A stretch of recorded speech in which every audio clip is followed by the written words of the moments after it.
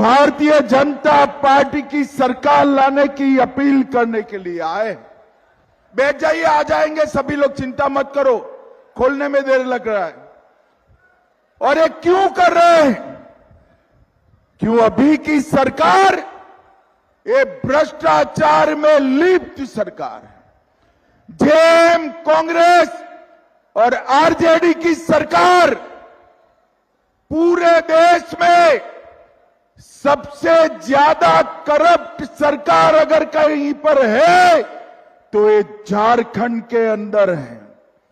मुझे बताओ पलामू वालों, इतनी बड़ी सभा है, हजारों लोग हैं, किसी ने 350 करोड़ रुपया एक साथ देखा है क्या? जोर से बोलो, देखा है? एक कांग्रेस के सांसद के घर से 350 करोड़ रुपया पकड़ा गया। उसको गिनने के लिए 27 मशीनें लाई गई और 27 की 27 मशीनें ठग गई। ये आलमगीर आलम इनके मंत्री थे। इनके आलमगीर आलम के पीए के घर से 30 करोड़ रुपया पकड़ा गया, 30 करोड़ रुपया। मगर हेमंत जी कुछ नहीं करते, कांग्रेस पार्टी कुछ नहीं करती। आज मैं झारखंड की जनता को पूछने आया हूं, ये 300 करोड़ रुपया जो पकड़ा गया, ये 30 करोड़ रुपया जो पकड़ा गया, ये किसका है भाई? किसका है? अरे वो कांग्रेस वालों का नहीं है, आरजेडी वालों का नहीं है। ये 300 करोड़ रुपया झारखंड के युवाओं का है, युवाओं का है, जो एक कांग्रेसी खा गए। वो समझते हैं कि अब हमें कुछ नहीं होगा, आप पुष्पा देवी जी को जिता दो। मैं आपको बताता हूं कि जिन्होंने भी भ्रष्टाचार किया है उनको उल्टा लटका कर सीधा करने का काम भारतीय जनता पार्टी। भ्रष्टाचार करने वालों की जगह नरेंद्र मोदी जी के शासन में जेल की सलाखों के पीछे इन्होंने झारखंड के गरीब का पैसा अपने घर में डाला है। इन्होंने झारखंड के युवाओं का पैसा अपने घर में डाला है। कांग्रेस पार्टी ओबीसी विरोधी पार्टी है। हमेशा ये जब जब शासन में आया पिछड़ा वर्ग का विरोध करने का काम किया और पिछड़ा वर्ग को अन्याय करने का काम किया। काका साहेब कालेलकर कमीशन, काका साहेब कालेलकर कमीशन 1950 में बना और 1950 में बनने के बाद इसकी रिपोर्ट गायब कर दी। मंडल कमीशन भी पिछड़ों को आरक्षण देने के लिए बना। इंदिरा जी ने, राजीव गांधी ने मंडल कमीशन का विरोध किया और केंद्रीय संस्थानों में ओबीसी को, पिछड़ा वर्ग को 27% आरक्षण देने में उन्होंने सालों लगा दिए। झारखंड वालों, 2014 में आपने नरेंद्र मोदी सरकार बनाई। मोदी जी ने केंद्र की सभी परीक्षाओं में और सभी नौकरियों में पिछड़ा वर्ग को 27% आरक्षण देने का काम नरेंद्र मोदी जी ने किया। मोदी जी ने पिछड़ा वर्ग आयोग बनाया और पिछड़ा वर्ग आयोग को संवैधानिक दर्जा देने का काम नरेंद्र मोदी जी ने किया। भाइयों बहनों, एक कांग्रेस पार्टी आरक्षण आरक्षण संविधान की बात करती है, मगर हमारे संविधान में कहीं पर भी धर्म के आधार पर आरक्षण का स्थान नहीं। कोई भी धर्म विशेष को कभी आरक्षण नहीं दे सकते। एक कांग्रेस पार्टी अभी महाराष्ट्र में कोई उलेमाओं के समूह ने उनको एक ज्ञापन दिया कि 10% आरक्षण मुसलमानों को दिया जाए, और कांग्रेस पार्टी के प्रदेश अध्यक्ष ने कहा हम इसमें आपकी मदद करेंगे। मैं झारखंड वालों को पूछने आया हूं, अगर मुसलमानों को 10% आरक्षण मिलता है तो कम किसका होगा? किसका कम होगा? पिछड़ा वर्ग, दलित और आदिवासी का कम होगा। एक कांग्रेस पार्टी पिछड़ा वर्ग, दलित और आदिवासी का आरक्षण काटकर मुसलमानों को आरक्षण देना चाहती है।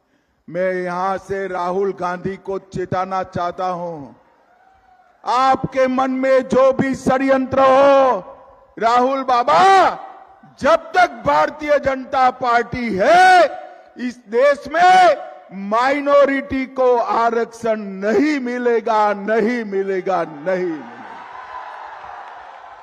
पिछड़ा वर्ग, दलित और आदिवासी को आरक्षण बाबा साहेब आंबेडकर ने दिया है, आप इसका अपमान नहीं कर सकते। भाइयों बहनों, मैं आपको बताने आया हूं, ये हाथ में संविधान पकड़कर लहराते हैं। 2 दिन पहले इनकी पोल खुल गई, किसी के हाथ में संविधान जो लहराते ना, इसका कॉपी आया। ऊपर तो भारत का संविधान लिखा था, अंदर सारे के सारे पन्ने कोरे थे, अंदर कुछ नहीं था। अरे राहुल बाबा, संविधान का तो मखौल मत उड़ाओ। संविधान आस्था का सवाल होता है, विश्वास का सवाल होता है। आपने नकली संविधान लहराकर बाबा साहेब आंबेडकर और संविधान सभा का अपमान किया है। ये कांग्रेस पार्टी संविधान को मजाक बनाकर रख दी है, और नरेंद्र मोदी जी ने 26 नवंबर को संविधान दिन मनाने का निर्णय किया है, जो बाबा साहेब आंबेडकर को एक प्रकार से श्रद्धांजलि है। भाइयों बहनों, मैं यहां आया हूं तब हमने, अगर चुनाव जिस तरह से चल रहा है इसमें ये तय है कि भारतीय जनता पार्टी की सरकार बनने वाली है, और मैं आपको वादा करता हूं, इतनी बड़ी संख्या में माताएं बहनें बैठी है, भारतीय जनता पार्टी की सरकार बनते ही सालाना हर वयस्क माता बहन को 25,000 रुपया देने का काम भारतीय जनता पार्टी करेगी। माताओं बहनों को 500 रुपये में गैस का सिलेंडर दिया जाएगा, और दीपावली और रक्षाबंधन में साल में 2 गैस के सिलेंडर मुफ्त में देने का काम हमारी झारखंड की सरकार। ये युवाओं को वादा किया था हेमंत सोरेन ने कि हम आपको बेकारी भत्ता देंगे, मगर हम कह रहे हैं कि हर युवा साथी को महीना 2,000 रुपया बेकारी भत्ता देने का काम भारतीय जनता पार्टी करेगी। भाइयों बहनों, हम हर साल 1 लाख और 5 साल में 5 लाख रोजगार पैदा करेंगे, और 2,87,000 पारदर्शी तरीके से भर्ती करने का काम भारतीय जनता पार्टी की सरकार करेगी।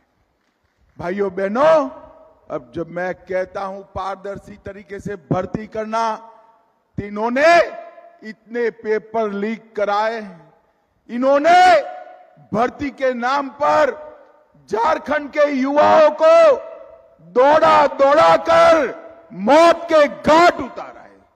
17 युवा मृत्यु की शरण में चले गए और सीएम के चेहरे पर रूह नहीं झांकती। मैं आज कहने आया हूं, हम पारदर्शी तरीके से, एक भी पेपर लीक न हो उस तरीके से हम 2,27,000 युवाओं को 2 ही साल में नौकरी देने का वादा करते हैं। और जिन्होंने पेपर लीक किया है वो समझते हैं बच गए, बच नहीं गए हो। हमारी सरकार बनते ही एसआईटी बनाकर इसकी जांच कर पेपर लीक वाले सारे के सारे को जेल की सलाखों के पीछे डालने का काम किया जाएगा। भाइयों बहनों, बालू और बाकी सारे खदान में बेइंतहा भ्रष्टाचार हुआ है।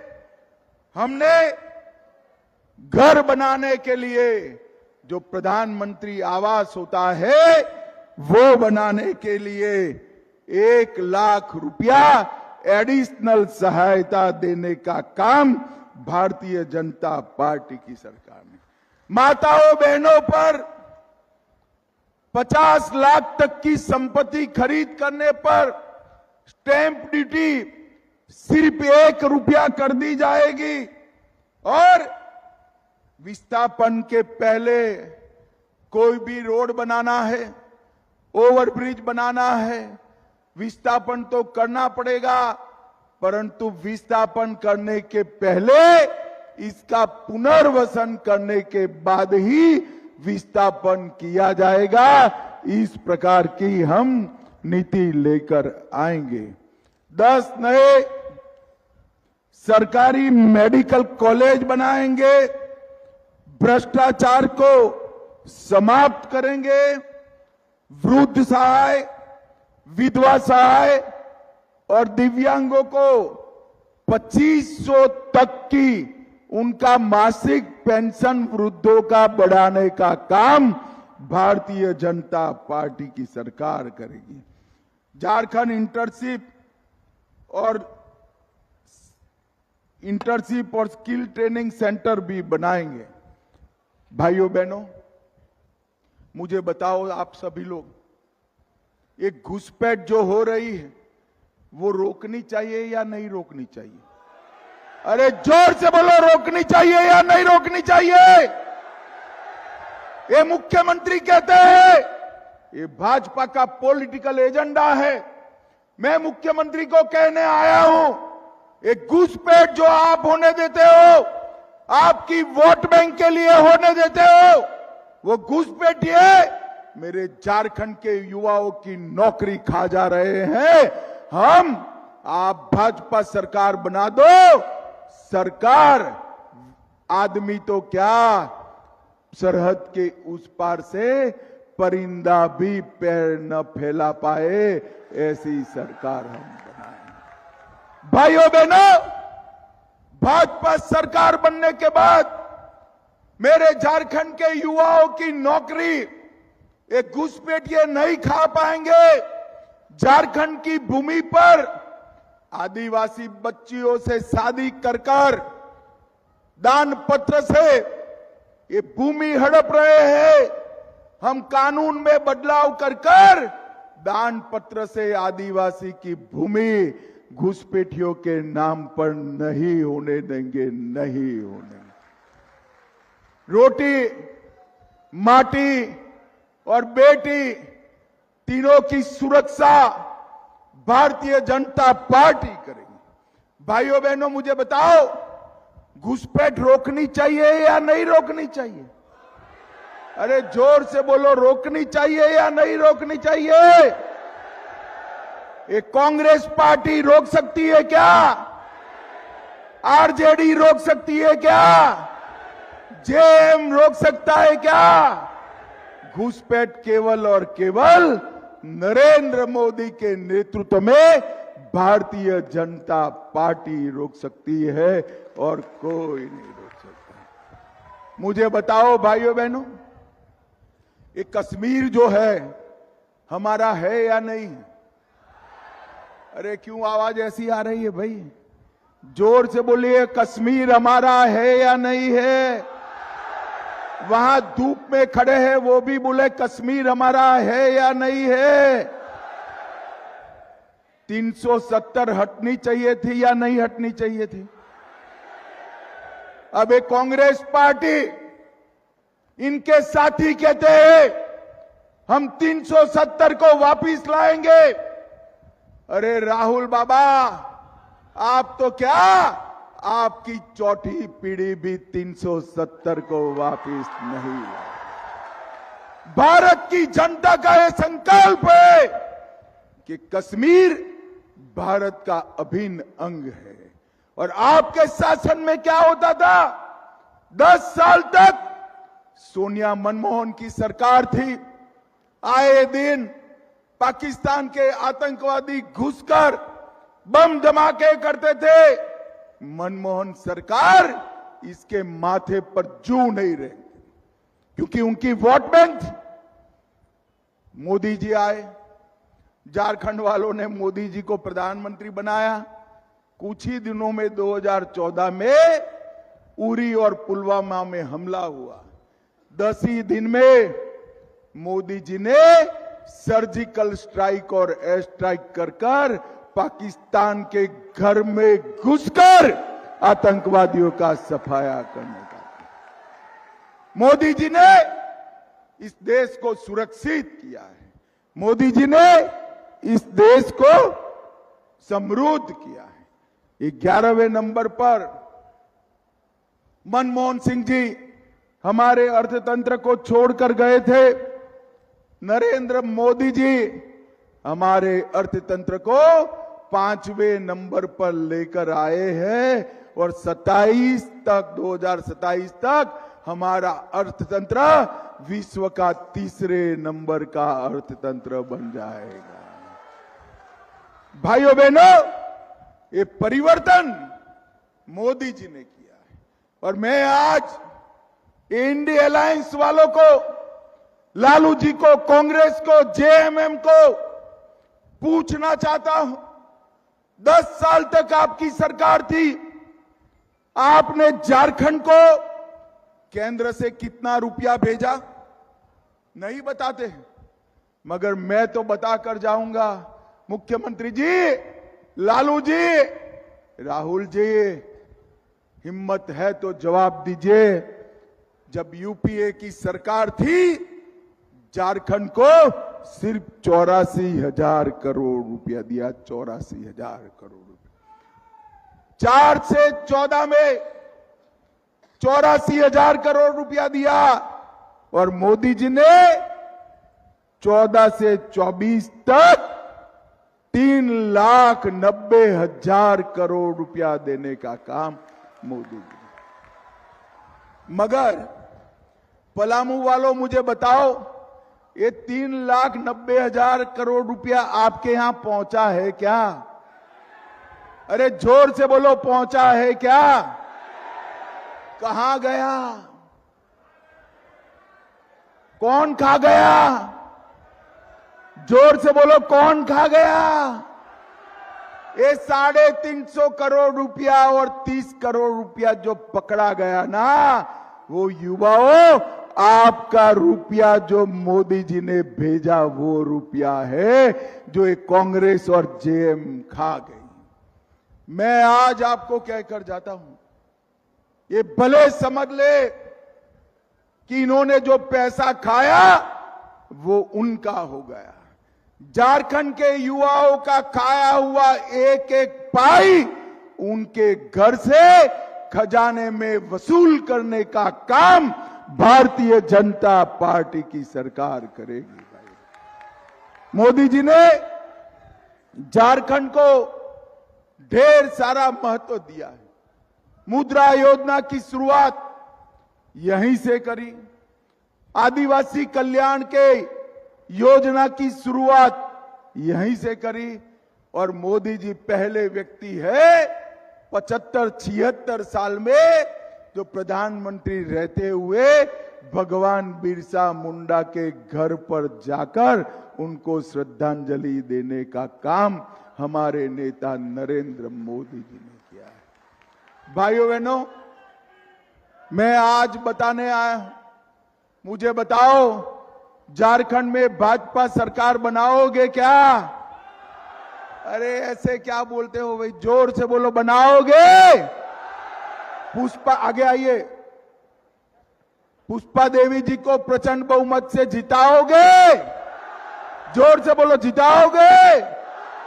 कमल के निशान पर बटन दबाओगे? मोदी जी के हाथ मजबूत करोगे? तो मेरे साथ दोनों हाथ उठाइए, उठाइए दोनों हाथ, विजय के संकल्प की मुट्ठी बींचे और बोलिए जय श्री राम, जय जय श्री राम।